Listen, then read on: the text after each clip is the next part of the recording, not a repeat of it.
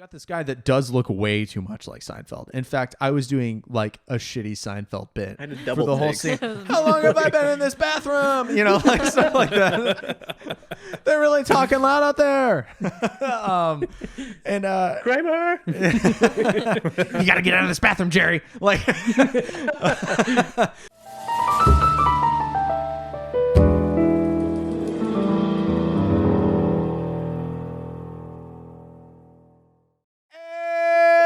Welcome back to The Big Room, a movie podcast by four morons. Hey. This week we watched Pulp Fiction, my first Tarantino. Maybe Nick's first Tarantino too, right? Yep. Yeah. Enjoy every camera shot there. We're not cutting. That stays in. Oops. Me and Nick's first Tarantino. You had seen a Tarantino, right? I had seen a Tarantino. What Tarantino had you seen? I had seen Django Unchained. Wow. Not the Django. Django. Yes, correct. But I want to call it the Django. So. Carl, how many Tarantinos have you seen before this? I'm not sure. I think this was my first Tarantino, but this was not my first watching. Okay, so you had seen Pulp Fiction. Yes. And you've seen Kill Bill or Django or just this? I've seen Kill Bill. I've seen Django. I've seen Glorious Bastard. I've seen a few of them. Okay, so you're But this was like my versed. introduction to him, I think. Or maybe it was Reservoir Dogs was my introduction. Gotcha. But this was like close to the introduction. Yeah. Nick, you'd never seen a Tarantino, right? You and me? First one. First one. Popped the Tarantino foot cherry. The Tarantino. That guy loves feet, huh? The Tarantino. Yeah, that was Tarantino. rough. Let's cut Jesus that. wept. Let's get into expectations straight away. I'll finish. Somebody else start. Nick. So you hear so many things about this movie, how it's like influential in so many ways, inspired so many movies, so many knockoffs. And I 100% get why I loved this movie. Ooh, nice. So good. If there weren't 1,000 other movies or 50 other movies that we're watching, I would go back and I'd rewatch and I'd obsess over every detail, figure out every little thing. It was so good. The dialogue was incredible. The lighting in every scene was incredible. The camera work where they would like blur certain things out and focus on other things to like set the perspective. Like it was so good. It was brilliant movie. Yeah. Carl. What about you, Carl? Yeah, I'm riding a similar wave with you there because there's the way he kind of subverts expectation with kind of really emphasizing little scenes like bathroom stuff where like dramatic things happen, or he'll kind of like gloss over big things that are happening with just kind of downplaying it. A lot of that, the music was great too. Dialogue was phenomenal. Just a great movie. Oh man, I can't wait to get to the ratings. Right. Danielle. I don't know what I expected. I guess I expected, honestly, it to be a little bit more violent. So then when we got into the movie and the first like 45 minutes was just like mostly dialogue and setup, I was like, I found myself enjoying it like more than I expected to. But yeah, same as like Nick and Carl, like I see why this movie is talked about so much and why it's so like influential. Like the whole time I was like, yeah, this is a great movie. Like right. I get it now. So that was cool. Right. I had seen the Burgers and Bible Verses part, the Ezekiel 25:17, where old Brett gets it. A friend of mine had shown me that scene in isolation years ago, and also the prologue. So I had seen those two scenes.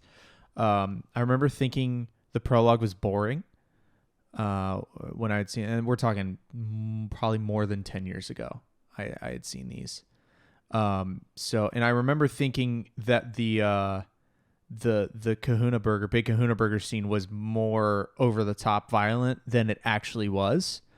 It's definitely more age appropriate for the film now than I was when I was 15 or 16. Yeah, absolutely. But that was my only frame of reference. So being that, I think I kind of expected it to be more of a Hitman movie. Yeah. Just because I had that one scene to go off of, and those two crazy people in the diner at the beginning, so I didn't really know what to expect. I like you expected more violence. And I think we'll get that from other Tarantino films from what I've heard, but I also heard this was going to be wild. I think I expected more violence from the Jules and Vincent scenes, and we really got it from the Butch scenes. That's where we got the most violence, was with the Butch scenes towards the end of the Gold Watch. But funny how people pass scenes around like that, though. Like, they'll kind of spoil a movie for you. Like, here, this is a great scene. It's like, why are we passing this around? Don't spoil it for me. Just show the whole thing. Well, I think he had wanted me to be interested in it, and just knew that I'm not a big movie guy. Yeah, that one and like the Boondock Saints one, where they kind of quote a verse, is another one that's kind of passed around to kind of advert the movie. Right. So, Nick, do we have any facts for the top end of this? Yeah, I've got a couple. You just mentioned the Ezekiel 25:17 speech. Yep. I had actually heard briefly about that. Never seen the scene before, but essentially, from what I gather, it's the same throughout all of Tarantino's movies, where he'll quote a verse, but it's the actual words that are spoken aren't the verse. Right. So in this scene, the Ezekiel 25:17 scene, it's taken from a 1976 Japanese martial arts film called The Bodyguard. Where he just kind of paraphrased something really cool that he had heard. And it was like originally a passage about vampires. Gotcha. Interesting. Pretty wild. But yeah, he essentially takes and makes his own Bible verses to like control the scene and the whole theme of what's happening. Yeah. Which worked really well there. This was the comeback of John Travolta. So this is post Grease then. Yeah, so Like late way 70s, early post-Grease. 80s, he was in Grease was 1978. But he's in Carrie, Saturday Night Fever, Grease, Blowout, all movies that I have not seen. But then he wasn't in anything from like 1980 to 90. Or he was, but they just weren't. They weren't big super popular. blockbusters, yeah. So this kind of resurrected his career. Good for him. Which, side note, I think I want to go back and watch Travolta movies, because I was talking to a guy we work with earlier today, and he was making fun of me because when I think of John Travolta, I think of like, what's the motorcycle movie? Oh, I don't know. Wild Hogs. Wild Hogs. With he was like, you only know Travolta for his like Kmart movies. Oh my god. I was like, I need to go Kmart back. movies. Oh, I need to go back and watch his. Have you seen good stuff that he's Grease? famous that's for. not really I fair. haven't. You haven't seen Oh my Grease? God. Oh my god. Yeah, Man, this is now the oldest John Travolta movie. I've seen. 2024. We've got to hit Grease. Carl, have you seen Grease? I think so, but it's been a long, long time. God, I love that movie Yeah. too. We were talking about how I love Willy Wonka before the show. I love Grease. My parents love Grease, so. We're a Grace Sandy. family. Let me give you Yes. one more fast fact Yep. here, Cameron. You'll love this. Okay, I'm ready. And we'll get into this later in the episode. But there's a part of this movie where we see a gimp, Yep, and I'll love the this. He mysterious- says. the mysterious anonymous Stig from Top Gear was inspired by this character. Oh, no way! In Oh. fact, Very- the original very name for loosely Stig inspired. was Gimp. Yeah. What? Wow. But so it says that the original name for the Stig was the Gimp until they couldn't find a racing driver willing to use the name. Original Stig. Great. Original Stig was in all black as well. Hmm. In season 1 and 2 of Top Gear, the Stig was in all black, and they kill him off. They kill off that Stig by driving him off of the end of an aircraft carrier in Top Gear season 2. And then we got the white Stig for the remainder of the show. Famously was racing driver Ben Collins. So that ends the Stig facts. Nick, is that all you had? Facts? That's it. I got a couple, but we'll see. More for I'll sprinkle them out later there. on. Yeah. All right. Yeah. I think we go. Oh, really quick. I wanted to mention that despite me having not seen this movie is the reason that the list and the show exists. I had heard or listened to a podcast that had Quentin Tarantino on it, and he talked a lot about just filmmaking in general, and some of the gripes he has with the modern, superhero movie era, which I kind of sympathize with. I don't like the MCU. I'm not super big into those movies, so I just haven't really been to movies much because that's what's in theaters. And but he did talk quite a bit at the front end of the show about Pulp Fiction, and I was like, man, I haven't seen that, and I haven't seen any of these movies he's talking about, and I really want to. So then I kind of came up with the idea for this list as my New Year's resolution, and Pulp Fiction was the first movie on it. So I was super excited to watch it, because that's the reason that all this has happening, is because of this film. So with that, there you go. Let's talk about the diner scene. The prologue with Honey Bunny and Pumpkin. They're real character names. We don't learn their real names that aren't memorable anyway until the end of the movie, right? In the epilogue. I think we never got that. Yeah, I think we got them. I don't remember why, or maybe we did. I think we did. It doesn't matter. Prologue.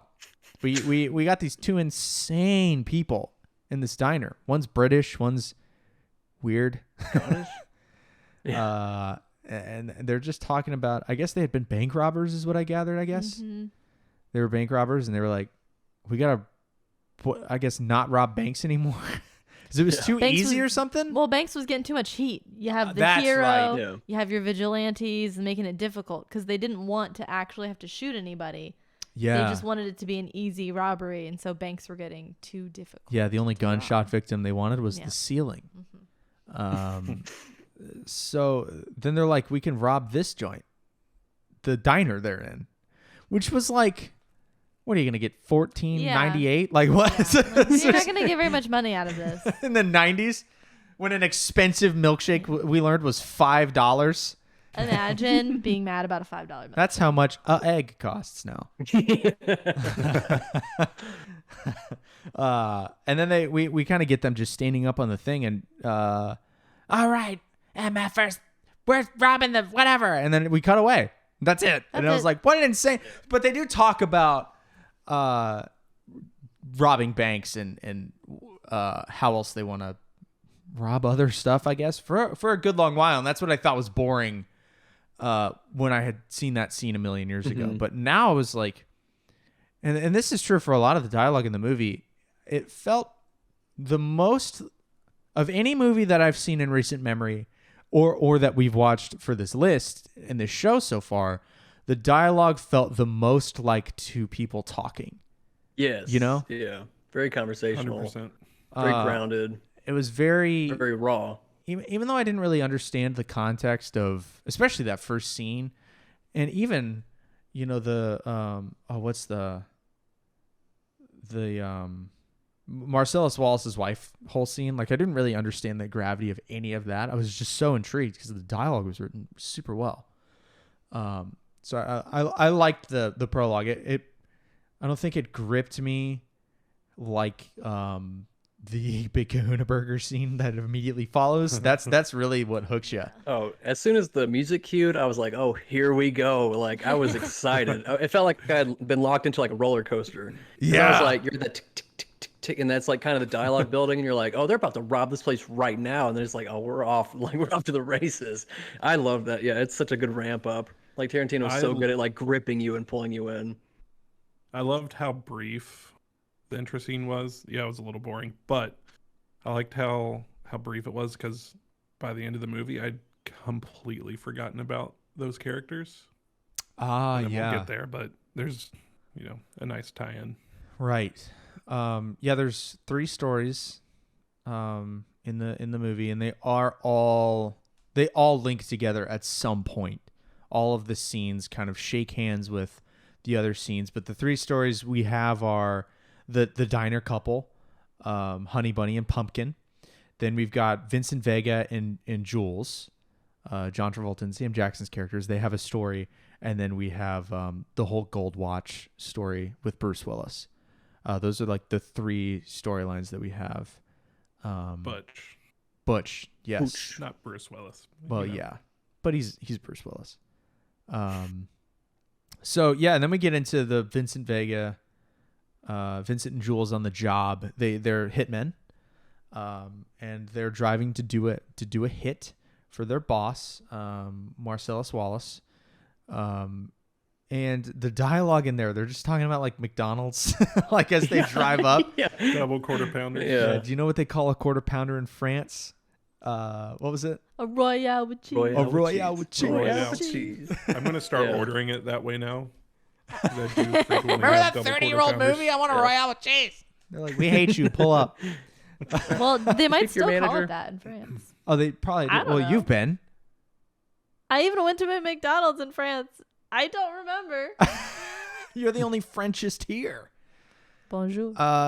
Yeah, we get what was the guy that they're talking about, this guy that Marcellus Wallace threw off a 4-story building? What was his name? I can't remember his name, and he was had a it nickname Antoine? too. Turtle Ant- something. Something. Something with an A.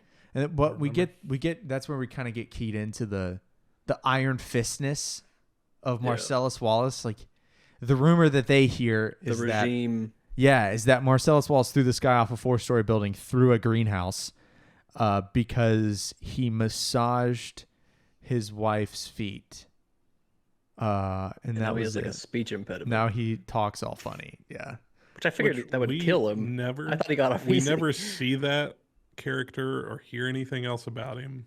Nope. Just kind of a bummer. He's just kind of there. Well, that just goes to the hearsay of it all, you know. Was it was her name his wife? Was it Maya or Mia? I think it was Mia. Mia. Mia. I was just thinking about that. That was Uma remember. Thurman's character. And we get to her in the next scene. But this scene, they're driving. This is one of the, the dialogue was great the whole time Vincent and Jules are in the car. They kind of argue like coworkers argue, and like kind of like friends who are, you've been friends long enough to where you're just irritated.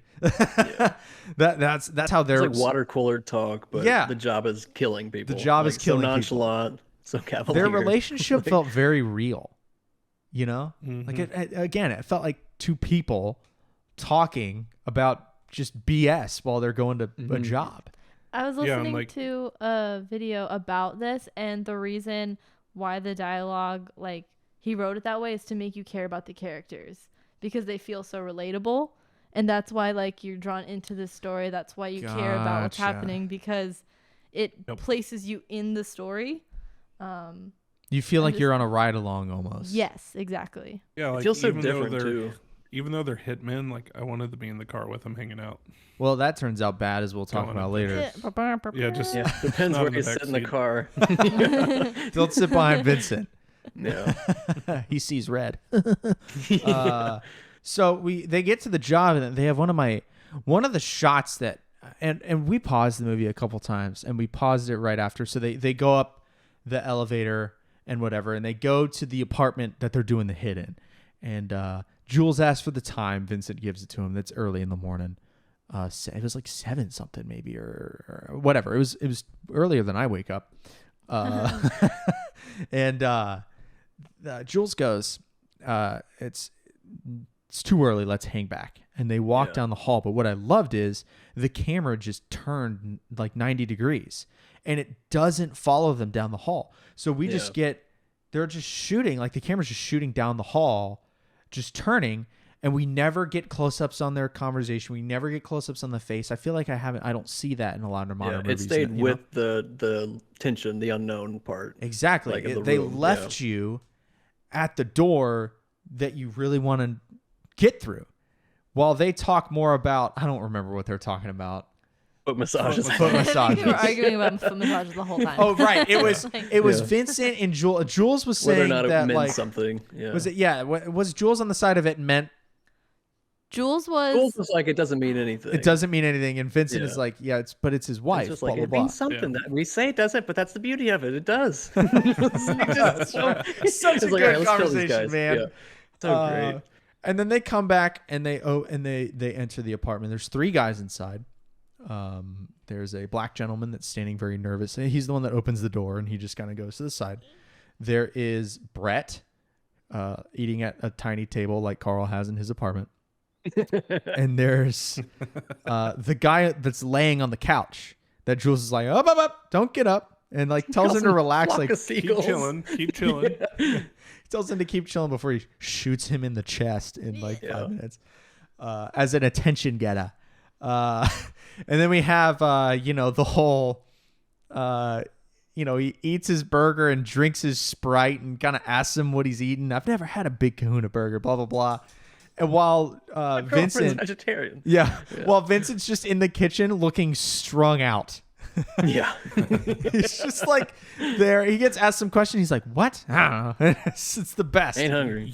Vincent, you want a bite? No, I'm not hungry. Yeah, it's like a good cop, bad cop, but like a overtly friendly cop, and then the removed guy in the background. Happy, threatening, and distant. Yeah, purposefully distant, like just a lurker. And then we get the Bible verse that Nick talked about earlier, the Ezekiel 25:17. Fake verse, as all of his Bible verses are. And then, I guess he shoots Brett in the shoulder, asks him a bunch of questions, asked him, what Marcellus Wallace looks like. Does he look like a bitch? What? Yeah, say what again? Man,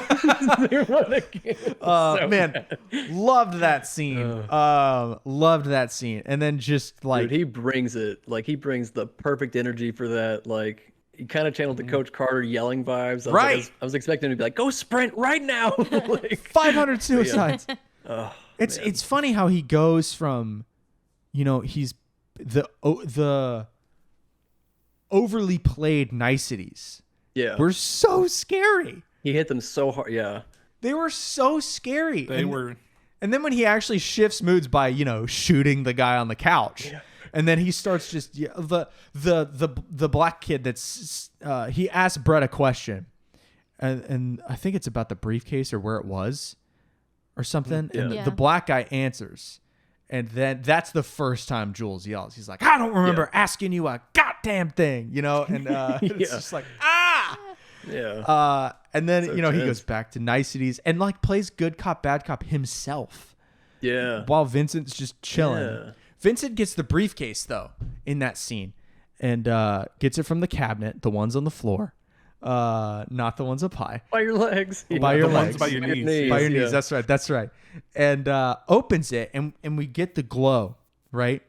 Of the total MacGuffin. That famous scene. That is this briefcase. I want to know what's in the briefcase. I had to tell her there were a couple things I had to spoil for her. Do we do theories now or hold that off to later? Later. We'll do that at the end. I have no idea. But it's a total MacGuffin. The briefcase is just total plot device to move the story forward. Yeah. But this one's a little different, though, because it's not really directly said what it is. The other MacGuffins, like the letters of transit, are stated. This is like a Schrodinger's MacGuffin. Right. Like, sure. So it's kind of, it almost plays the symbol of itself, It's kind of, I don't know. I thought it was kind of self-referential. Well, I liked it because it's, we see, especially since it had an effect, like it had that gold light. So you're like, well, it appears valuable, but we don't know what it is. And as far as MacGuffins go, it's the one, like you said, we don't ever learn. We don't know anything about it. But I almost liked that. I liked the way that moved the story along. Just knowing that this thing has value and that it's really important, but we don't know what it is. I wasn't bothered by it. Man, what a movie. There's so many other crazy off the wall things that happen in this movie that you're kind of distracted by all those little things. Yeah. Like Nick was saying about you forget the diner people. It's like, because there was a bunch of other crazy shit that happened. It's been a wild day. And they shoot Brett. Brett dies. R.I.P. Brett. R.I.P. Brett. And then they take off. They go. And then we switch scenes. We switch to Vincent Vega buying heroin. Cheery. From the nicest drug dealer I've ever seen in my life. Yeah. That's a good point. In my experience, they're all kind of so nice. Friendly. gave him some stuff out of his own stash. What a guy. Well, of course. He's got the good stuff. It's whatever a gram instead of $2.50 or whatever it was. Can I shoot up here? I thought it was hilarious. Muchas gracias. Just throws this. Yep. So great. And then we get the scene of him just driving absolutely just trash. Zoinked. He's just like smiling in his eyes. Really half closed. This is the best. This is super funny. But he mentions in the previous scene that he's going to take Marcellus Wallace's wife not out. He's like, it's not a date. Just gonna show her a good time. Blah blah blah. Laugh at her jokes. Laughed at her jokes. Take her home. But and he's really nervous because this is the same Marcellus Wallace's wife. They got a dude thrown off a 4-story building. Yeah. He picks her up. Well, he goes in the house, and she's just on an intercom. And that's when we get the gif of him like, Oh, the gift. I was Leonardo DiCaprio in the chair pointing at the this TV. is the point and snap. That's the one. That's One the meme scene. pointing to another meme. Oh, man. I definitely was like, it's the meme. Really loud in the living room. Yeah. Hilarious. And he's, zooted beyond repair, trying to Zooted. find the intercom box. He's like, okay. Like, she tells him to get a drink. He makes a drink, and she's upstairs getting ready, snorting lines. As you do before a date. Powdering her nose. Uma yeah. Thurman powdering her Powdering nose. her nose. I loved Wink, the wink. scene in the diner later, so they go to this diner or whatever. And he's like, I want a steak, and she's like, you can get steak here or whatever. And they go in, and it's like a weird like. Go ahead. No, go. You got. So it's like a weird like. I love this. I guess like 50s or 60s, but themed like Marilyn Monroe was Yeah. a waitress, and their waitress was It's like Buddy a 50s hard Holly. rock. I'm like, Buddy is that Holly. Buddy Holly? Yeah. Do you know who it was? It Who was played him? Steve Buscemi. Yeah. Yeah. I didn't realize that until after the fact. He aged Like, like just milk, man. 30 minutes Steve ago. Buscemi looks so old now for how young he looked as Buddy Holly. Maybe it was the thick black glasses. You didn't really get a maybe. close-up shot of him either. That's true. He's their waiter. Mia orders a $5 milkshake. He's like, $5 for a milkshake. Better be the best milkshake. And it just goes off what is good. now a completely normal milkshake price. Yeah. Yeah. Cheap, in fact. That'd be like a half off milkshake, Yeah. honestly. Right? So It's just ice that'd be a cream deal. and milk. and Last I checked. that's when so they're making conversation or whatever. And she goes to powder her nose. And she's like, think of something to say. Because she was talking about how much she hates just small talk. Like BS-y. We don't know each other very well. Small talk. She's like, I'll tell you what. I'm going to go powder my nose in the ladies' room. Why don't you think of something to talk about or whatever? And I loved the scene where they go to, he's like doing whatever. And they cut to her in the bathroom. And all the other women are actually powdering their noses. And she's just doing lines on a handheld mirror. Yeah. I loved that, man. Oh She's man, just- I didn't even pick up on that. no, really? Man, it's just no. full of It's all women out in the actually open. powdering their noses, and she's just ripping Coke lines, doing the old nose candy in the bathroom. And that's when they have a conversation about the window incident, Marcellus throwing the dude off the 4 stories. And Vince's like, I heard it was because some dude rubbed your feet. And he's like, he never touched me, blah, blah, blah. Nobody knows why Marcellus threw the guy off the window. Yeah. And so then we're like, oh, well, maybe she's less dangerous and he's more psychotic, Like Yeah, we he kind get, of lets his guard down after that. He's like, maybe this isn't such a tense situation well, after all. and he lets it down too much because, well, actually they do the dance, and the dance, she wants to do this. Amazing. What kind of dance was it? It was I a don't- twist. The I think it was twist. a twist contest. She's like, I want to do the twist and I want to win, and you're here Yeah. essentially to give me a good time. So it's like it's your Yeah. head, or we do this dance. Make And me happy. I just wanted to know, is that where the dance like Uma Thurman song comes from? I That thought so. I feel like it has like to. it has to be, right? Yeah. The Fall Out Boy or whoever. Yeah, I don't think they ran. Yeah, it's her Fall Out dancing Boy. I think Kill it's Fall Bill Out or Boy. something. But there's another GIF moment from there that I've seen before of John Travolta and Uma Thurman dancing in the movie. So that was cool. They go back to Mia's place though afterwards. They won the dance contest. She's got the trophy. She's wearing his jacket, which is really important. And then he goes to take a piss. And she's like, that's too much information or whatever. And then he's in the bathroom, though, giving himself a pep talk to not, like, screw not this hit on her. lady. Yeah. Yeah, He's giving right. her like a pep down. Yeah. pep Have a is- drink. Just have We're a gonna- drink. Go home. Just have a drink. you One know? drink, that's it. Drink it Don't be rude. fast. Whatever. Be polite. Be polite. And then forget about it. And that's all we're meanwhile, gonna do. she's dancing by herself in the living room to some song. They put the song in the subtitles. I don't remember what it was. It's not important.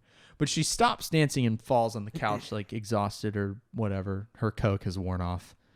And she reaches her pockets in his jacket and pulls out his baggie of what we as the audience know is heroin. And she puts a line out and snorts it. And I said out loud, "Oh, she's dead." No, Like, you can't sniff heroin. Now, I had read the plot, so when I had listened to that podcast, I looked up some stuff about Pulp Fiction, so I had known where that scene was going. She started stressing out. I was stressed. Cameron had to calm me down. I had to pause. I paused the movie once she hit the floor, and blood starts coming out of her nose. She looks pretty rough. And milkshake It's starts pretty coming out of bad. her mouth and stuff. I was like, she lives. I didn't tell her how. I remember the adrenaline shot thing, which she didn't love.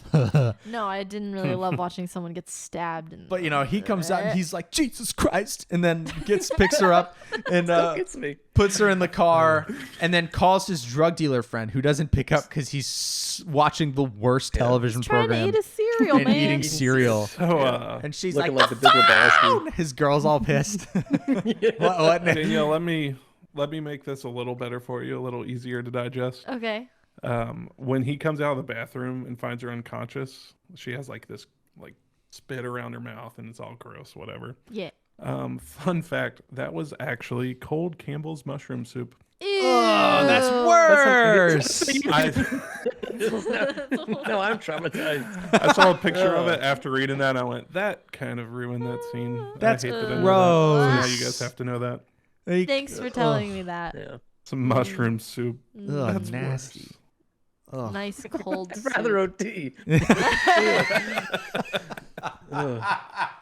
Cold mushroom soup. Oh, dude. Campbell's will not be a sponsor. No, they won't. My dad used to work for Campbell's, actually. But maybe heroin would be. Yeah. Big heroines. Anyway, he throws her in the car and he's driving 1,000,000 miles an hour back to the drug dealer's house. I don't remember the drug dealer's name. It's not important. Where he Jack Rabbit crashes. That's the place. The dealer's home. Yeah, so he crashes the car to the dealer's house, is a bit excessive. which is a lot. Like, you couldn't have stopped. You could have stopped, sir. And then, he refuses to help Vincent, though. And then Vincent has to be like, "Hey, do you know who Marcellus Wallace is? Would you like him to find his wife dead in your front lawn, or would you like to try to help me?" So, the dealer is looking for his little black medical book that he can't find. And then whatever. He has an adrenaline shot in his freezer or fridge or whatever. Which is convenient. Well, I guess if I guess if you're He's a ready drug to. dealer. Yeah. if your favorite, like I guess. my favorite thing is eating hot sauce, so I keep Tums on hand. Maybe it's similar if your favorite thing is shooting heroin to keep adrenaline on hand. You're right. You're right. Very, much more pedestrian He's example. prepared. Again, he's a nice drug dealer. He's prepared. That's right. My heroin is Tabasco sauce. Danielle was not about the stabbing Uma Thurman in the heart, breaking her breastplate. Neither was John Travolta. Really? Oh. That scene, he couldn't, he didn't have it in him to act it out the way he needed to stab her. So they put it in, and then he pulled it out, and they just showed it in reverse. Oh, because I guess he interesting. would have had to hit her pretty hard Yeah. He was like, I can't do it. with an empty syringe or whatever. Yeah. And then she wakes right up. It's got the syringe sticking out of her. And I thought, bro, she's going to have this guy whacked, killed. Really? That's where I thought it was going. I thought she was going to be like, you did this to me, blah, blah, blah. But it ended up that she was basically like, well, as dead as you are, I'm just as dead for snorting heroin and ODing myself while Marcellus is away, I guess. So they called it even. She told her joke, though. And so they mentioned this joke at Jack Rabbit whatever's. And she had been on a pilot and it didn't get picked up. And she had this joke, and the bit for the show was going to be she had a different joke every episode. And she wouldn't tell the joke because she didn't want Vincent to laugh at her. But after this, to lighten the mood after they shake on it, she tells him the joke because he can't laugh because he's about to have a heart attack from all the stress. But that is the joke that I tell. If I have to tell a knock knock joke, I tell that that's joke. great. I have been telling that joke since I was 13 years old. Is this where that joke came from? I don't know. It can't be, right? That has to have been a corny joke forever. For those who don't know the joke, I feel like we should tell it, right? Please tell it. Please tell it. Right at the camera. A family of tomatoes, right? and they have to get across the street. And the daddy tomato, this isn't exactly the same, but it's close enough. Then the daddy tomato crosses the street, fine. The mommy tomato crosses the street, makes it fine. The baby tomato goes across the street, and a truck comes by, flattens the baby tomato. The daddy tomato walks back and goes, ketchup. Ketchup. Ketchup. Get Ketchup. it? It's ketchup, you guys. And So anyways, that was my joke. So he's just like, I oh get my why God. their show didn't He get leaves. picked up. Yeah, that's why the Yeah. show didn't get picked up. So that's the What end do of you that, mean? though. That's an Yeah. amazing joke. A fun fact that's maybe only for Cameron and some of my West Virginia friends watching. The show that she's in, she's in this pilot show where she tells that joke. Yep. And she's in a group in that show called Fox Force 5. And that is the origin of the name of my favorite band Family growing Force up, 5. Family Force 5. Really? Gotcha. I heard that, I went, oh my God. I didn't even connect those dots. Yeah, Wow. Well, there you go. that was for Uh, you, Cameron. Yeah, thanks. We love the song Chainsaw. No. Crank it. Don't get me started. Nope. That's the end of that scene, though. They agree to keep it secret, post adrenaline shot, and then we cut to the gold watch from there. The A story of the gold watch, which I could not take seriously. So it's a flashback. And we had seen, so to back up a bit, I forgot about the end of Vincent and Jules on the job. They go, after Vincent and Jules do the hit, they go to see Marcellus Wallace in a club. And I assumed deliver the briefcase because they have it at that point. It's a little rough because, so the movie, for those who haven't seen it, we see it out of chronological order in about the messiest way possible.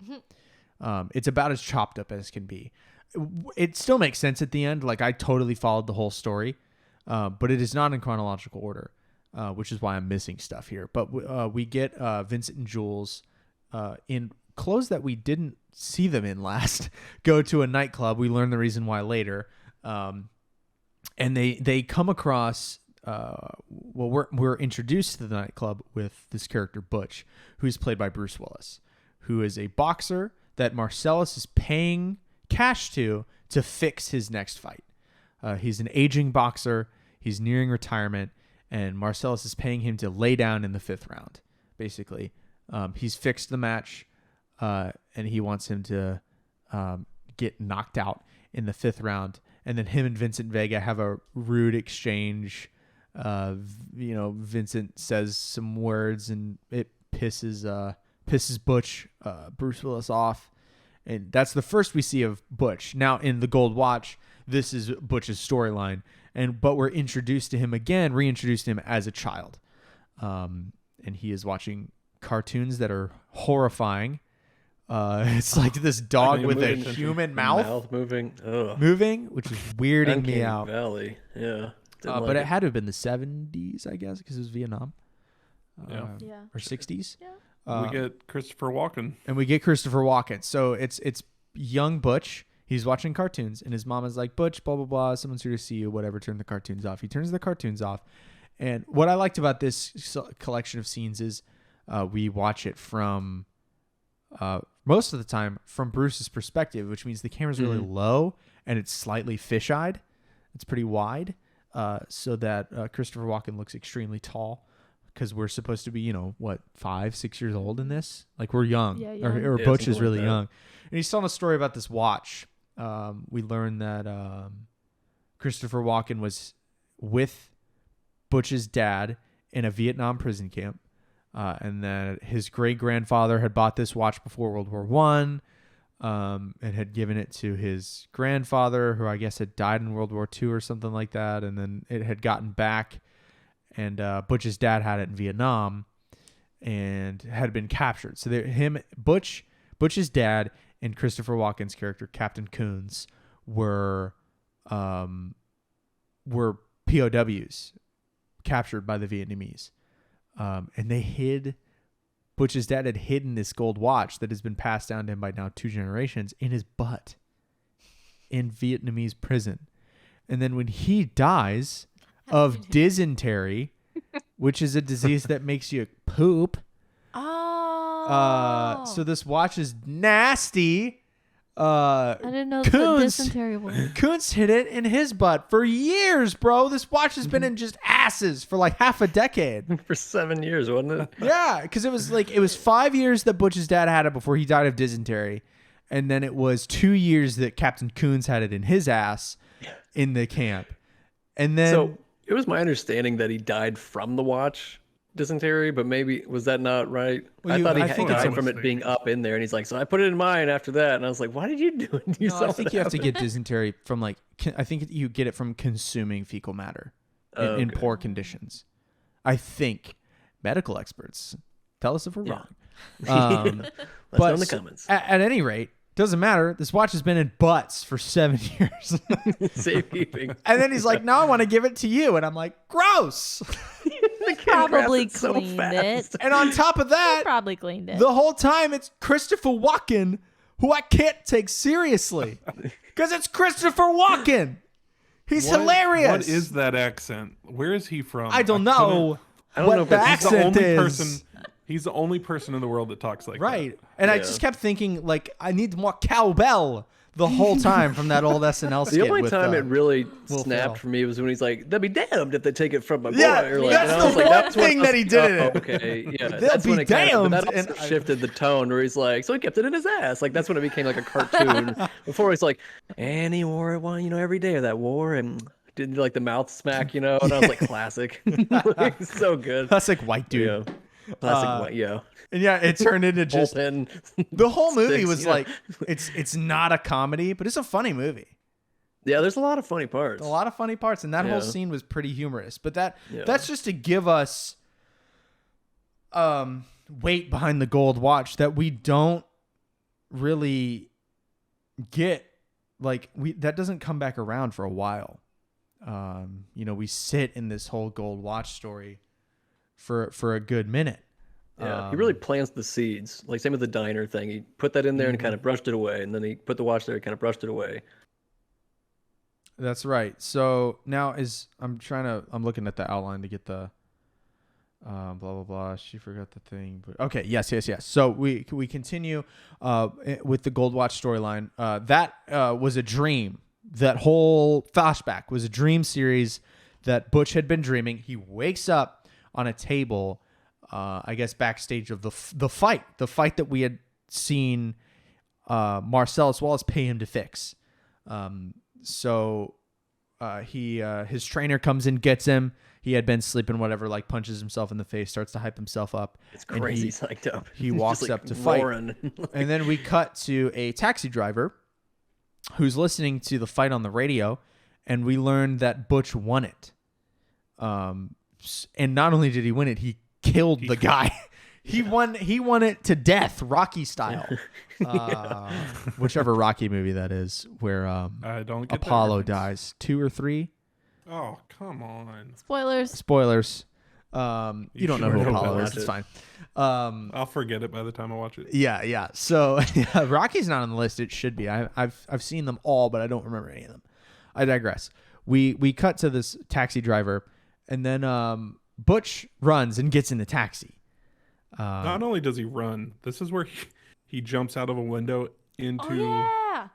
like Into a, like garbage, dumpster, right? dumpster. Yeah. Poor guy. He dives into a dumpster. He's got no shirt on. He's got his gloves still taped to him. He's in the boxing shorts, all this jazz. And he gets into this like extremely foreign lady's. She's Spanish, right? Or Colombian. She's Colombian. Yeah. Taxi driver, and she's like, "Are you the Esmeralda. fighter or whatever?" I'm not going to attempt a Colombian accent. It's like- Of course he's the fighter. Yeah, As well, he's, like, yeah. taking off the He tape around his couldn't body. be more the fighter. You're him, aren't you? You're him, right? and that's when Butch was Still sweating. with yeah, his he's gloves on. sweaty. Are He's you trying the to- fighter? He's trying to put his shirt on. He's trying to take his gloves off. Blah blah blah. She asks him how it feels to kill somebody, which is she's really into that answer. And he's like, "Well, I didn't know I killed him, but I feel nothing." Essentially, he's like, I don't. Yeah, I did what I needed No to win, remorse. kind of Yeah. deal. And then he has her stop at a phone booth where Butch calls a character that we never really see, a friend of his or a bookie, I guess. because I guess Butch had I was bet. wondering who that was because I didn't get any Well, other clue in. I don't know how fights work, but my understanding was that guy, maybe Butch had made bets the other way, like I'm winning this freaking thing.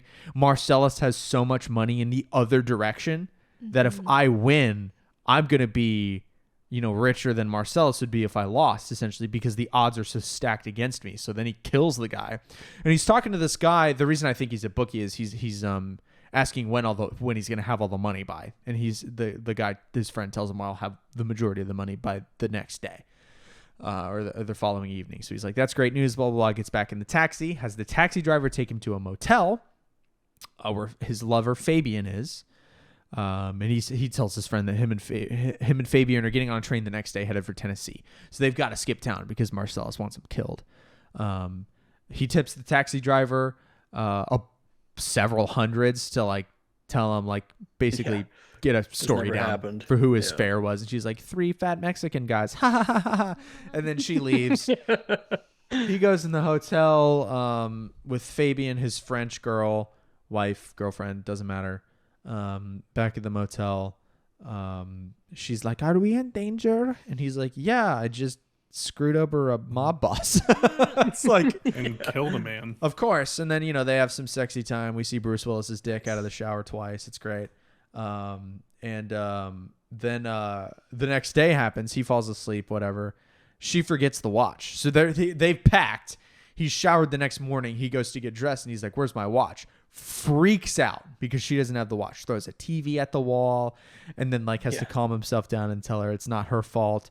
After he yells, do you have any idea what my father did to get me this watch? And we're just lots of watching. I don't have time to get into it, but it was a lot. Understatement of the movie, right? Yeah. Oh God. He gets super calm and is like, you know what, it's not your fault, it's fine. And then the next scene is just him in the car alone screaming at the top of his lungs. Who among us? Yeah. How would she? Who among us hasn't screamed and stripped a steering wheel in the car? You know what I mean? I've been there. It happens. So he's got to go to his apartment and get the watch, which is dangerous because, he's screwed over Marcellus, who we know has hitmen. And he goes to his apartment the back way, so he's walking through fields and whatever. And he enters his apartment, kind of pokes around, and is like, I must be in the clear. It starts making off-brand Pop-Tarts. So casual about it. I would have been out of there so fast. Well, we see him. What the one thing that got me about this scene was we see him look down the kitchen alley. Right? It's a galley kitchen. We see him look down, and then we see him he's like, I'm good, baby, and he starts making Pop-Tarts and glances over and Uzi with the biggest suppressor I've ever seen in my life. Oh my God! That he only sees on second look when the Pop-Tarts are being made. And I had known, I think this is another moment we paused the movie because you were stressed. I was stressed. She was stressed about the apartment. And I had asked her, I asked her 3 times, do you really want me to tell you? Because I'd read the plot once again. Do you really want me to tell you what happens in this apartment scene? And she was like, yes. So she and I had known going in. Nick, did you read anything or were you totally blind? Nothing. All right. Totally I want blind. you to take over from the Pop-Tart point. I want to know what you thought about this scene regarding who's in the apartment and where the Uzi's from. Yeah, so he looks around and he thinks he's alone and he's making the Pop-Tarts. Like Carl, I would have been in and out of there. So fast. Absolutely. So he finds this gun. And conveniently, the second he sees the gun, or maybe it was before, so he hears something in the bathroom. Right. He hears something in the bathroom and then looks over and sees the gun. Knows he's not alone. Picks up the gun, and then out of the bathroom comes Vincent. And then without hesitation, and he probably recognized him because they had ran into each other. At Marcellus's place? At the club, yeah. At the club. So probably recognizing who he was, putting together that he was one of Marcellus's guys, Well, he just immediately shoots him. even if not, it's a hitman in his apartment. Yeah. Yeah. Yeah, that's It's fair. not good. That's fair. And I feel like there was a little Anyone- bit of a stare down, at least for cinematic reasons. But yeah, Yeah, for sure. He blasts Vincent with like a full clip of this Mac 10. Yeah, It was from, like- the from as soon the as the bathroom pop door goes, back into the Like- bathtub. yeah, Yeah. and it crashes through the bathtub glass, and we see the book on the floor, which Yeah. becomes a thing later at the last scene in the movie. Yep. But we get the book. The book shows up in the last scene, which, Vincent Vega dies as he lives, reading literature on the can. When I was doing some research for this every time movie too, significant things always happen when Vincent goes to the bathroom. Yes. That's what I was gonna say. Mia overdoses. Oh, wow. doctor- This Yeah. happens, and then later The on in the diner. movie, at the diner. Yeah. So he shouldn't go to the bathroom. That's and- right. The whole movie So- really goes forward on Vincent taking Yeah. a dump. Yeah. It's anchored by his bowel movements. That checks out, though, because there's a ton of food in this movie. Lots of coffee, lots of True. burgers. Yeah. This apartment scene, though, where Vincent gets murdered is one of my favorites because it shows how detailed this script was. There's a couple things that I'm curious if you guys picked up on it. At first glance, it's like, all right, Butch is back in his apartment and he's ran into Vincent, killed Vincent Yup. with Vincent's gun. But in the next scene, after he flees the apartment and leaves Vincent dead in his bathtub with the toaster going off, or the smoke alarm going off because of the toaster, he gets back in his car and he's driving away, and then he runs into Marcellus Yes. on the road Like Marcellus is crossing the crosswalk at the red light. Vincent is stopped with at. like coffee and donuts, which when I was watching, I was like, this is really random. He's just out enjoying his day and he runs into him. But based on what we know, we can put together that gun that he used to kill Vincent wasn't Vincent's gun. Oh. It had to have been Marcellus's gun. And Marcellus must have stepped away to get some food or something, because Vincent's in the bathroom. Butch is coming in and he's making all this noise. He's making Pop-Tarts. Vincent's in the bathroom probably just thinking that Marcellus is back with the food. Oh, that's brilliant. I didn't think And of I that. suspect he went to that same diner to get the food. That That could have been the Oh. diner. Maybe. Man, The I didn't diner. think of that, Nick. That's brilliant. So, so Marcellus must have been there because he wanted this dude at any cost. Yeah, to So do they the must have hit went there together. himself, and he took Vincent because, and we don't know why yet, but Jules is not with Vincent. Yeah. And we learn that later. And there's another part of this scene that blew my mind. It takes us back to the scene where Mia and Vincent are at the restaurant and they have the dance Yes. and they win the trophy. You see him come into the house with the trophy. Uh-huh. When Butch comes into his apartment, you hear a TV on in the background or a radio broadcast, and they're reporting that the trophy from that from the dance off or whatever it was called was stolen. Huh. They didn't win. They Oh. stole the trophy. Oh. And we learned that from just a random I didn't hear that. That's newscast in the amazing. background. Man, dude, Yeah, there's just layers such to this. tiny little details. There's It's stuff so like good. we like you said earlier, we could watch this movie 10 times and probably pick In up on it. fact, I might. Yeah, did. I'm with you. I want to get it on Blu-ray or something, and then play it on the non-existent Blu-ray player that I don't have. So yeah, we get. Oh, all that to say, Butch meets Marcellus.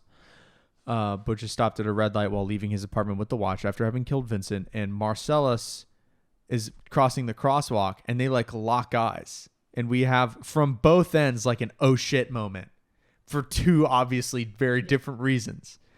And Butch's reaction is to just run Marcellus over, which is what I would do. He runs Marcellus over, but in, pedal to the metaling through a man, T-bones a vehicle.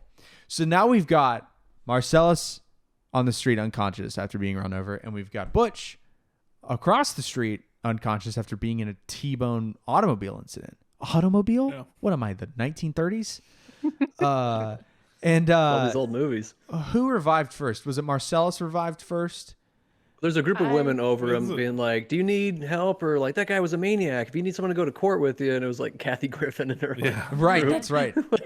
And he kind of comes to, and they're like, "That guy," and that's when we kind of pan over to Bruce. Yeah, Butch, come and he's back kind of like about the same getting time. out. Yeah, and he like hobbles over, like his one leg looks jacked, and he just shoots his gun into a lady. He like, Yep. in fact, that lady is in the credits. I don't know if you watch the credits as shot woman, That's awesome. which is the best. So he just like shoots this lady in the hip, and Butch starts staggering away. And doesn't he just run, right? He just starts running. Like they're both Yeah. hobbling. Yeah, he goes in a back alley. He and runs then- down a back alley and slips Yeah. into a pawn shop where he starts like locking All the the pawn door, shops. and the pawn shop guy's like, "What are you doing?" Blah blah blah, and then he wrestles Marcellus to the ground and starts just, he's a prize fighter. He starts just punching Marcellus Wallace in the face, and then the pawn shop owner, we hear him rack a shotgun slide. So we hear the the noise, and then he has Butch drop he had gotten Marcellus's handgun at this point. He has Butch drop the gun and walk towards the counter, and then he just hits him with the stock of the shotgun. At this point, did you think That- he was Good Samaritan? I figured Or that you're like- he and Yes. so yes, and he picks up the phone, and I figured this dude. I actually said out loud, Butch and Marcellus are about to go to jail. That's where I thought that was going to resolve, is that this guy, I'd read the script. I had totally forgotten about where this was going Oh, until it went there, until he Yeah. calls, I So- don't remember this guy's name, but he calls Zed. Zed. Yeah. Zed. Um, That scene though, where he has a shotgun and he tells him to come forward and then knocks him out. That was my favorite shot of the entire movie really? because it starts with both of them in frame, and then the second he gets hit with the gun, it cuts to like a close up of his face getting hit for like half a second, and then jumps back to the Yeah. two of them. And it was so perfect. Dude, all I the loved it. cinematography in this movie was amazing. Mhm. Yep. So we learn that Pawn Shop Man is calling Zed, who's a cop or is dressed as Yeah, one. or some kind of security guard or something. I don't know. A mall cop. And we find them chained. We cut to the basement of the pawn shop, and we find Butch and Marcellus handcuffed to chairs or bound in some manner to chairs Gagged. in a basement, and they were ball gagged. Yeah. And Such a tense scene, man. this is where Dude, I was go ahead. actually on the edge of my seat here. Like from the time he like crashed into Marcellus until the end of what we're about to talk about, I was actually on the edge of my seat going, "Oh my god, what is going to happen?" Ooh. Yeah, this collection of scenes, the second part, the final part of what is the Gold Watch segment Yeah. of the film. That was the tensest I've It's been. it's in the this movie. tensest, and it is the most graphic. Yeah. Yeah. With It's the highest stakes. and it's definitely like it's the most violent and graphic without, and there's no real comedic relief in this part. Like the Big Kahuna scene has some Yeah. humor to it. The scene after this with Him kind of looking for the weapons or whatever is a little, but that's not, pretty not funny. enough. And he picks the katana, and then we're like, Kill Bill later. Yeah. Yeah. But yeah, so Oh, yeah. they're bound and ball gagged, and then the ball gags are the first hint into there's some sexual deviance Yeah. afoot.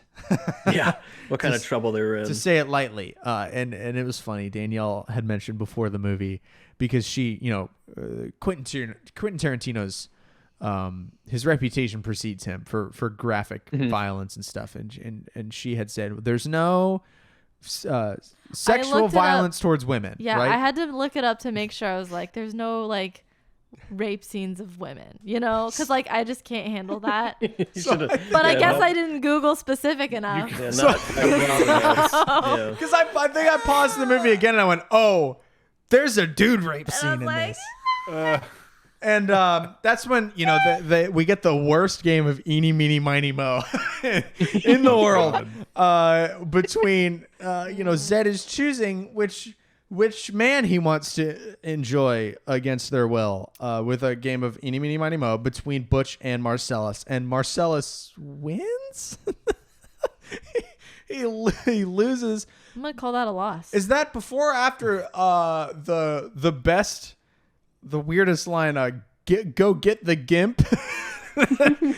We see like Zed go back behind them, and again the camera stays like kind of over the shoulders of it stays with them of Butch and Marcellus, while Zed for 10 years opens this box with a cage in it with a gimp in it, and the gimp's just That like was all leathery and chilling, and He's just there all that was day. another really good example of the cinematography in this, because this, like, any other movie would have focused really hard on this cage that this gimp was in and him coming out and making it this big thing, but it was just in the background, really blurred out, and you're just really focused in on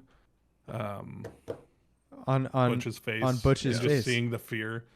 And I love, they do that a couple times where it's like they're controlling how you see the movie and the perspective you're seeing it through based on what's in focus and what's not. You're just seeing the pure fear in his eye, not knowing what's about to happen. Yeah, they let you live with, obviously we have a little more information because we can see, but we're living with Butch in the just unknown and terror, because this is actually, I believe, before the eeny meeny miny mo thing. I think they get the gimp first and he's just kind of chilling. So, yeah. He's just chilling. I don't get like what's the point? He's just there. I don't think the gimp really has a point.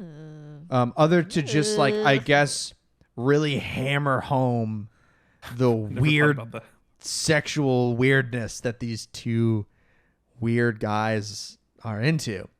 And It wasn't apparently weird enough. not their first rodeo, because he's like, I've got 2 fresh ones or whatever. Yeah, the spider's got a. I was like, I've seen this movie and I was like, I'm gonna have a hard time getting through This this. is One. I a- was just like, get out already, get out. This is definitely a movie that I'm glad I had read the plot for, because I'm a really anxious person and I really hate not knowing where things are going to go. So knowing where this was going, I was a lot more comfortable and could kind of enjoy as much as one can enjoy a scene like this. I could enjoy the The scene. word I would choose. But Anyway, they leave Butch with the gimp and they just have awkward eye contact while they take Marcellus in the back, and we hear some things.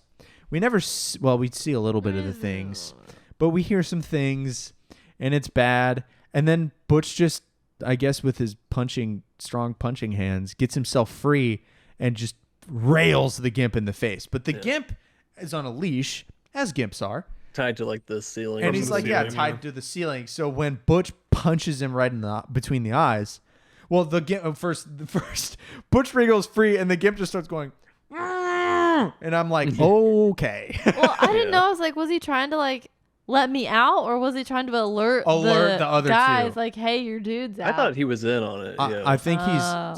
Stockholm syndrome part of the at, crew. at worst, in on it Maybe. at best. You know, maybe Yeah. he likes being a gimp. Maybe There's maybe that's his choice. you know, whatever you're into, audience. I remembered it differently too. I seem to remember the gimp was taunting him and like leaning forward, laughing at him, and then slipped he was and laughing choked. a little bit. I No, remembered he it didn't that slip. way. That's what you remember. So that's what I remembered. Like before I rewatched it, I thought that's what happened, and then he Gotcha. kind of like knocked him down, and then he was able to get loose from that. But no. I was like, when it happened, I was like, oh, maybe. Yeah, he gets free, yeah. punches the gimp in the face, and because the gimp is tied to the ceiling, he asphyxiates. We are, I guess, left to kind of assume that because he's unconscious and hanging by his I neck. assume so. So we assume that the gimp croaks, and then Butch leaves. He goes to leave, and then you can hear the happenings downstairs. Both Zed being real into it and the groans of Marcellus. And then Butch has like one of those like, oh boy moments, you know? Yeah. And goes back for him. But first he goes behind the counter to find a weapon. The shotgun's not there. The pistol's not there anymore. So first he picks up a claw hammer, and I'm like, that's the worst thing. And then he picks up a bat, and I'm like, that's a little less grotesque than a claw hammer, right? I'm like, this is getting better. And then he picks up a small chainsaw, and I'm like, wrong direction. And he like does like a saw motion with it when he like is testing it. And I'm like, please don't make me watch Butch Gears of War someone in the middle of this movie, please. And then he settles on a katana I was really hoping we'd get like him testing the sharpness of the blade and like cutting himself, but we didn't get that. He just like kind of takes the katana, and I'm like, Kill Bill, but Kill Bill was after this, so foreshadowing, I guess. Maybe Tarantino's like, that sword was sick. Let's do more sword. Bring it back. And he goes downstairs, quietly opens the door, right? Doesn't he? Because he doesn't kick it. Yeah, he's like, it's really, he really sit with it when he sneakily- and he's pushes like- the door. He's like bloodied from the car crash still and getting hit in the face with a shotgun. So he looks like It's been a hell of crap. a And day. we walk in on, and we don't really see any of Zed going to Pound Town because we're pawn shop guy is eclipsing it, right? But we see like the camera flips and we're in front of pawn shop guy who's like into it. Like he's like, It's like, come on, get him, get him. yeah, Okay, yeah. let's get And let's move on. Move along. Move along in this plot. God damn it. while Butch is like literally creeping behind him with a katana, and I don't remember how he gets his attention, but just slashes him down the chest, steps in front of him, and then does a behind the back stab in the gut. Yeah, and I was like, wild-eyed. that was cool. Meanwhile, other guy is done, and he's like backs other guy up with the sword, right? And I don't remember really dialogue or what. I was just caught up in this moment. And then Marcellus He's is basically like, like, you want to reach for that gun, don't you? And he's like, I bet, go for it. And he's like taunting him because he's got the upper hand now. And then, that's when Marcellus steps forward and is like, he's mine, essentially. Yeah. And then shoots him in the dick with a shotgun, which is so brutal. And we're left with this dude writhing on the ground for an uncomfortable amount of time. Yeah, he was very strategic about where he shot. He did not want this guy to die. No, he wanted this guy to suffer. Kill him really slowly. Get medieval. Yeah. Which he sucks. He deserves it. Yeah. And, Boo. No sympathy there. Then finally, we get no humor for all of the Gold Watch until Marcellus and Butch talk about how they're even. That was kind of funny to me. Are you okay? So He's we like, cool? I'm pretty fucking far from okay. I love Marcellus is like my favorite character. Just his delivery, like they always kind of have just the back of him, like just to show his importance. Like he's was so mysterious, so good. I love him. Yeah. In fact, that's a good point. The first time we see his face is when Butch pulls up to the stoplight. I think he's shown from the back every other time. Where he's got like heavy sunglasses Something. and all that. Yeah. And then so we leave. Butch just leaves on Zed's bike and goes and picks up Fabian, and it's a chopper, baby. He tells her, they're minerals, Marie. Jesus. He's really mansplaining that this is not a motorcycle. Don't call it a motorcycle. Who's Zed? Zed's dead. Zed's dead. And then they just when I was in college, there was some website you could like you would type in random subjects and it would give you random stuff that was like that. And I did one for like dubstep music, and one had a drop that had Zed's dead, and it was like after that. And I was like, awesome. "Whoa, that's what it's from!" Like, So and that's the resolution of that. So we kind of get, we've got everyone's. That actually chronologically is the last shot in the movie. And we'll go over the chronological order at the end here in a bit, but that's where the story ends, and it ties everything up there, except we as the audience have two loose ends still. We have what happened to Jules, because we know Vincent's dead, but what happened with Jules, because we haven't seen him since the club when he hands the briefcase over to Marcellus, and the diner. I wanted more of him. I wanted more Samuel L. Jackson. Jules is my favorite character in the movie. I love Jules. I just loved the way he talked. That Jerry curl was awesome. His swagger was great. But then we cut to, where do we go from there? We go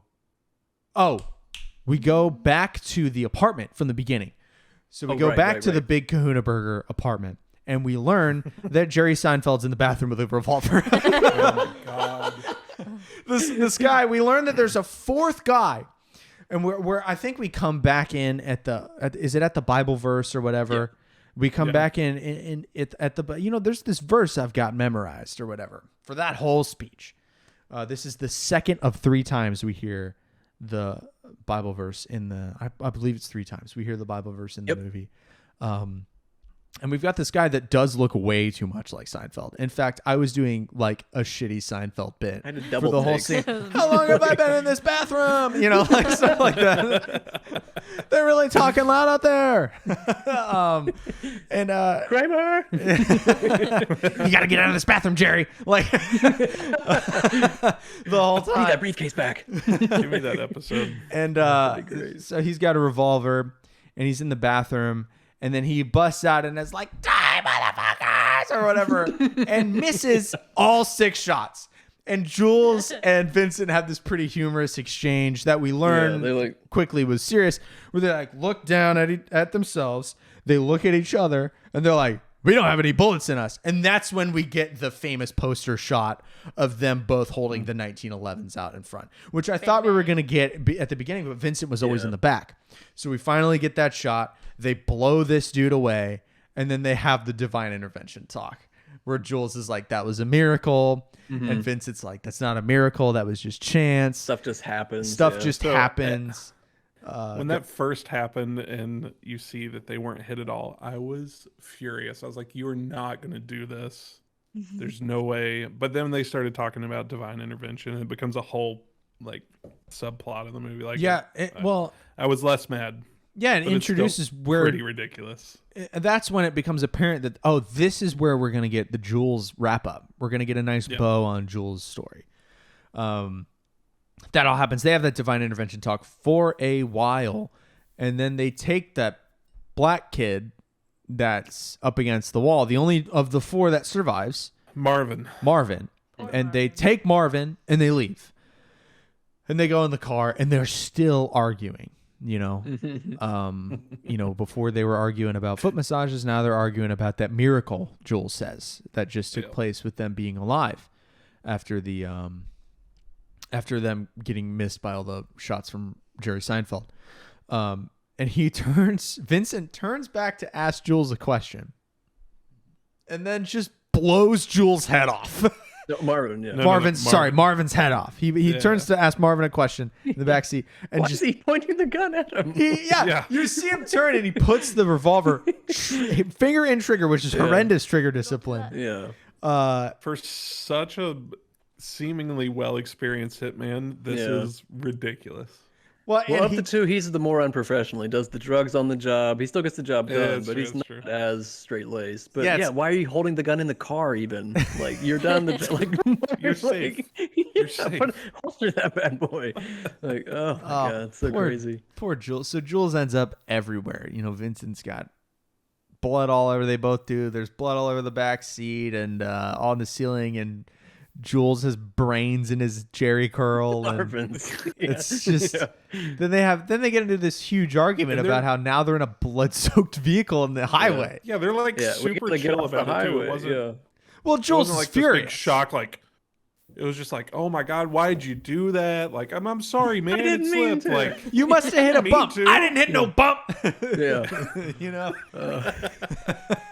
And then Jules is like, "I've got a buddy just up the road. We've got to get this car off the highway." Buddies coming in clutch. The OD buddy, the getaway car buddy. Lots of buddies. Yeah. And they got to get this car off the highway. So they go to his friend who's Quentin Tarantino. It's his cameo in the film. Which maybe bad choice. You think? Not a great actor. Really good at saying the N-word.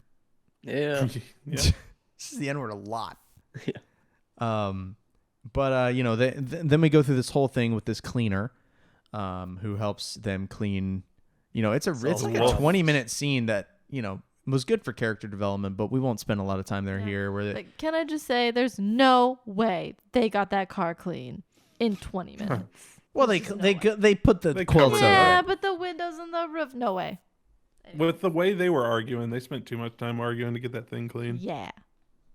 They cleaned it in 20 minutes? Yeah, well, 40. They had 40 he had 45 minutes. Because, Quentin Tarantino's character's wife was going to come home and then he was going to get divorced, and I don't want to get divorced and blah, blah, blah. I didn't know what that time frame was. I just knew the clock was ticking. Yeah, the clock was ticking. They have this cool cleaner come and cleans it up and blah, blah, blah. And then they get the car crushed with the body in the trunk. And this Wolf character, which I know Cameron hasn't seen Breaking Bad, but it was very much a Mike Ehrmantraut Yeah. vibe, where it's like the guy comes in and makes the situation okay, cleans everybody up. Yeah, it's a no questions I, asked kind of. I would almost guarantee that Mike from Breaking Bad was inspired by this guy. Yeah. So, that whole scene happens, and because they're covered in blood, they have to get new clothes, which are the weird clothes that we see them in Marcellus's club at the beginning, right before the whole Vincent Vega and Marcellus Wallace's wife thing. They're in weird clothes, and they're like, don't ask, blah, blah, blah. Then they go, after that, they get a taxi because the cleaner leaves in his fancy Audi, and obviously Jules's car has just been turned into a cube with a body in it at the at the junkyard, and they go get some food. They go to the diner, and this is the last scene, the epilogue of the film. They're eating.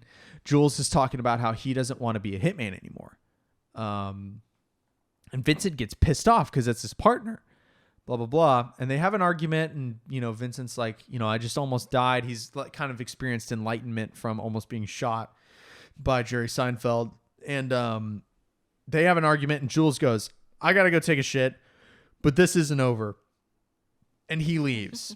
And that's when it pans over to the stick up from the prologue of Honey Bun and what's his face? Pumpkin. Or what's her face, rather? Pumpkin, Honey Bunny. Pumpkin and Honey Bunny. And they stick up the joint, and we get the other end of that. That all plays out. They start stealing wallets, and Jules is just. We get a funny cut to him just on the can reading the book from earlier, the same book he had when he got killed, which was great. I loved the come around for the poop material book, the reading material on the John. And Jules manages to Honey Bunny wants the briefcase. And Jules is like opens it for him, and then when he leans in to look at it, Jules grabs his gun arm and puts his gun in his neck. And then it takes a while to develop, but he manages to de-escalate rather the situation. Vincent comes back out of the can. One of my favorite shots in the movie after it's all over and those two leave is they both are holding their guns, and then they just lift their shirts up and stuff them in their like booty track shorts and walk off. And I'm like, man, saunter on out. What a hilarious end. Saunter. Because that's like the last scene in the movie. They leave. Yeah. And then credits roll. And man, that was a very comedic ending to a very long, I mean, 2.5 hours, pretty long movie. I'm going to look at my notes, see if I missed anything. Yeah, I'm going to do the same. Go ahead. So we get the very beginning of the movie with the very end. Yep. And Honey Bunny, the woman, she like has this banter where she's like, if anyone moves, I'll blow your head off, every last one of you, whatever. What she says there, because it kind of overlaps, what she says there is different than... Like, it's supposed to be the same thing, but she says a different line in each scene at the beginning versus the end. Okay. And it's to kind of show the perspective between, like, her husband or her significant other, whatever, and then but Vincent and the other guy, their perspective of the situation. Okay. I got one kind of like that, because the Bible verse he does in the beginning is, you will know my name is the Lord when I do my vengeance upon you. And when he says it to... Pumpkin, he says, and you will know I am the Lord. So I don't know if that was significant, like when he made his change to, because this movie's all about chance. Well, and like he just happened to be in the apartment at the right time, and he was in the bathroom. She just happened to take his drugs. This is when he's kind of taking the chance, like the bull by the horns, kind of, and owning it. I wonder if that's significant, or if it was just a fluke. Well, he does say also that he reinterprets the meaning of the verse when he's talking to Pumpkin, right, about how maybe he's like the evil or whatever, and but the verse wouldn't change, or it shouldn't change. Yeah, that's interesting. I had one regarding the Vincent death scene. I had a note from when I read the plot. So Butch is in his apartment and he shoots Vincent in the bathroom. I envisioned, when I had read the plot synopsis, I envisioned that scene taking place at night. Which just was an interesting note that I had. That scene was always in the dark, like moonlight coming through the window to me. And it was the fact that it happened in broad daylight was interesting. Like before 11 a.m. That happened at like 9:10 because their train's at 11. And he has to hurry what's her face off on the bike. I will say that was so tense too. I was like, get on the chopper, just go. Why are you asking so many questions? Like, I was like, Jesus. She just starts crying in the middle. I was like, Jesus Christ, let's go. I was not there for it. Anybody have any final notes before we kind of get into conclusions? Just yet again another example of the such close attention to detail. The end of the movie, and we can talk about chronologically, but when they ride off on the chopper into the sunset, the two of Butch and his girl, that's towards the end of the entire story. And at the beginning of the movie, we get a definition for the word pulp. Yep. And in the background, there's a motorcycle that you hear. Oh yeah. While that's on the screen, and as it goes into the prologue, you hear the motorcycle like driving away. Oh, I pretty didn't cool. even notice that. Wow. Gotcha. Again, such attention to detail. I love it. Yeah. Carl, you have anything else? The only other thing that we pretty much touched on everything, but there was like one little scene that I was like, that was the only editing that was like that in the whole movie, and it was when Mia was like, "Don't be a square," and draws it out, and it's like, Yeah. those little Yeah. dots. Well, she doesn't say Saw that, and I square. was like, "There's nothing else." Oh, yeah, she doesn't. She doesn't say it. but She like, just says, draws "Don't out be the a," word. and that's when he Yeah. doesn't want to go into the diner. Yeah, Maybe Or maybe into the here, steakhouse. Daddy-O. Yeah. Yeah, Maybe it was the drugs. maybe. But I was like, that was the only thing that was even remotely like that, and I was like, stuck out to me that had to too. be. I forgot Yeah, about that. I felt like the order of seeing Vincent with the book in the epilogue after in the can, I felt like that retrospectively kind of lightened up his death scene a little bit. yeah. You I know, was gonna and say he takes Yeah. the sting out of stuff by reordering it. right, because it would have been worse to see, or I guess heavier to see those scenes flipped. To see Yeah. like, oh, he's always on the can reading this book, and it's sad that he died reading it. It's funnier and more humorous and lighter, like you're saying, to flip them. Yeah. I really like the way Because we that still was know we done. get that right off into the sunset happy ending, which is so rare in any movie, let alone a Tarantino movie. Yeah, But although I guess they do all have kind of happy endings now that I think about it. that's good to know. No spoilers. Yeah. Who wants to start with ratings and conclusion? Carl. Let's start with Carl. Oh I boy. feel like we always do. Did I No, start I last started time? last time. Oh, right? Nick Okay. started last time. Maybe you All right. did. I don't know.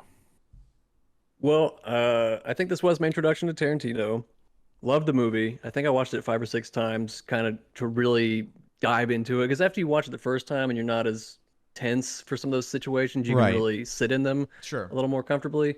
Really like the way, like we already talked about, the camera keeping us in the drama, doing a lot of those more artistic kind of things, and then the way they kind of subvert reality or subvert expectation with kind of belittling big things, like he's rummaging through a weapon while the guy's getting held in there.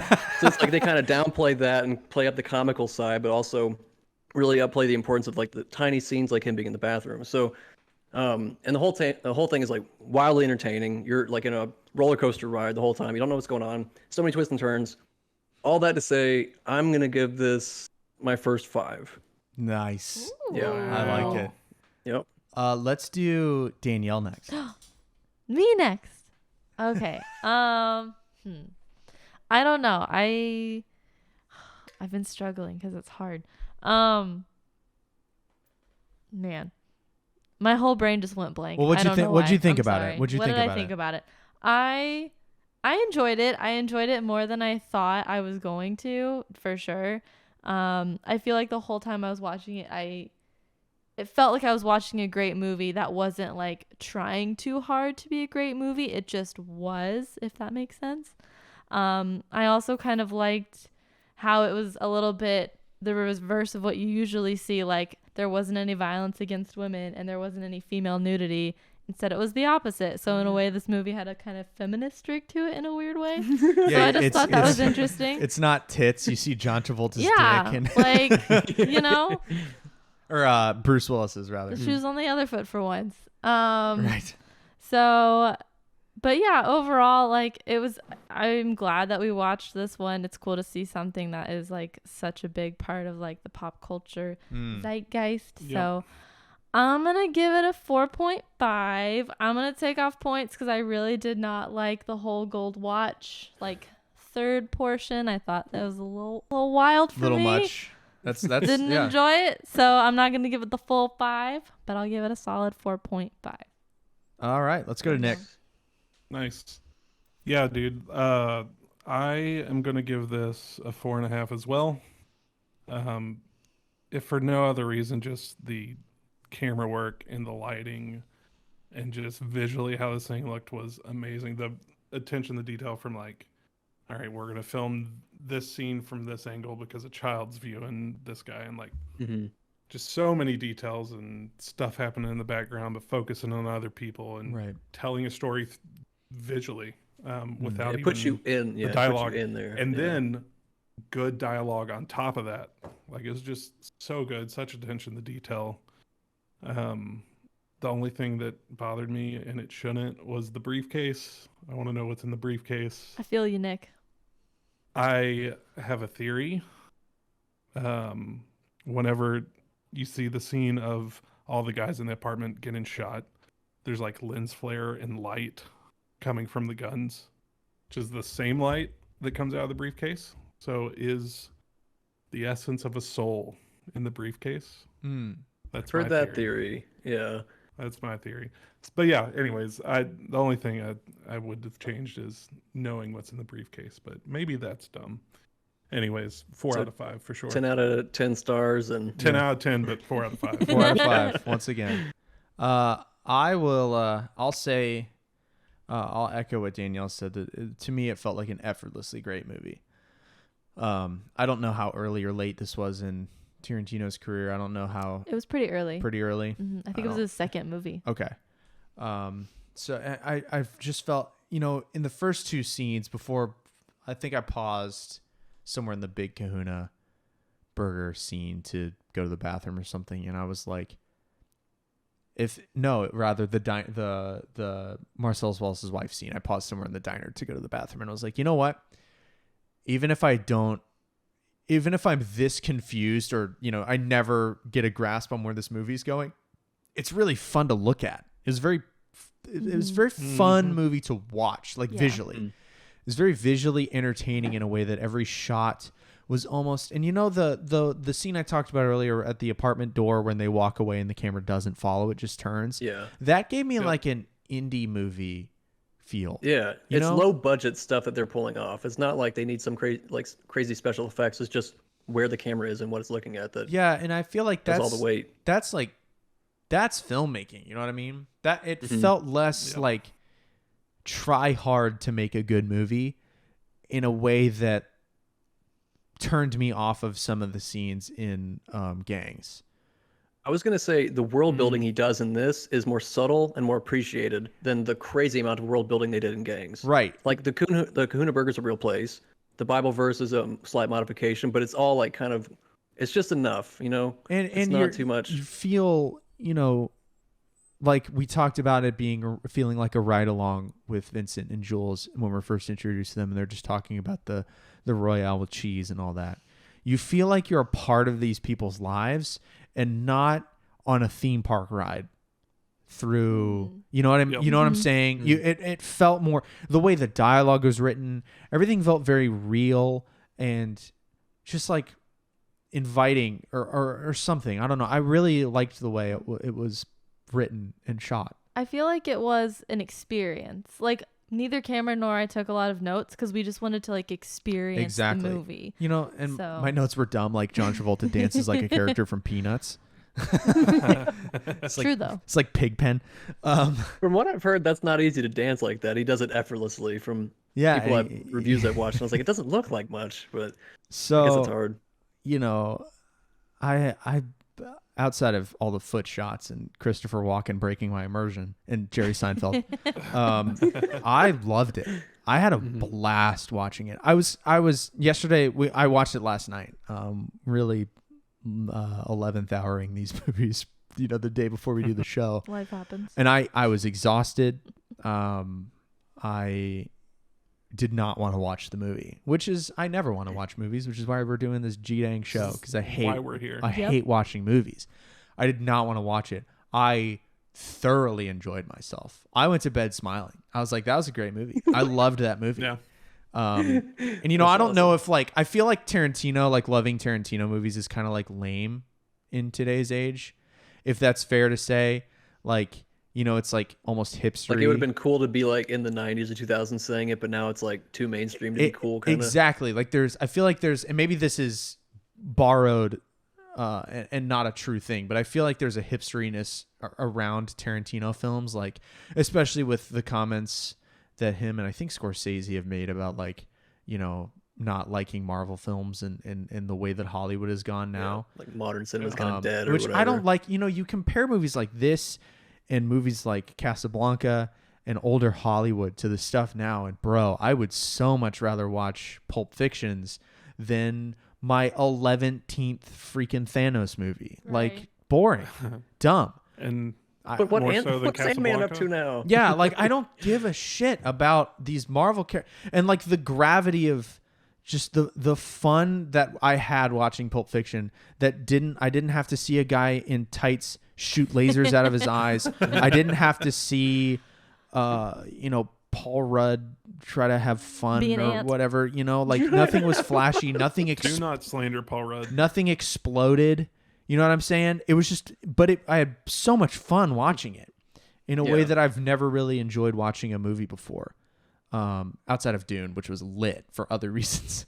As a Dune book fan, that movie was amazing. So all that being said, this is also my first 5. I'm with Carl. This is Nice. Oh man. I do not think, like, if there's another movie on this list that I enjoy as much Yeah. as I enjoyed this, like, that's amazing. I loved this movie. I loved it. Which is crazy. I loved this movie, and I did not expect to. It was No. so good, I man. loved this movie. All right, so we've been going a little long, so let's go ahead and get to the bucket and pick up movie. Let's pick the next movie. I'm so nervous. Knock on plastic. I want The Godfather so bad. Let's see. All right. Okay. This one. I have a ticket.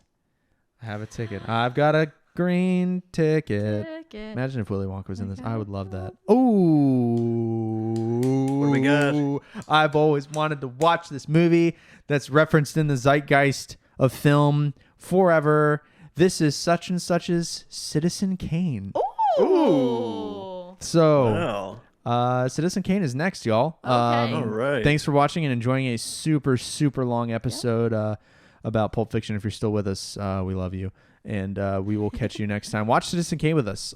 Find it on an internet and watch it. And with that, we will catch you in the next one.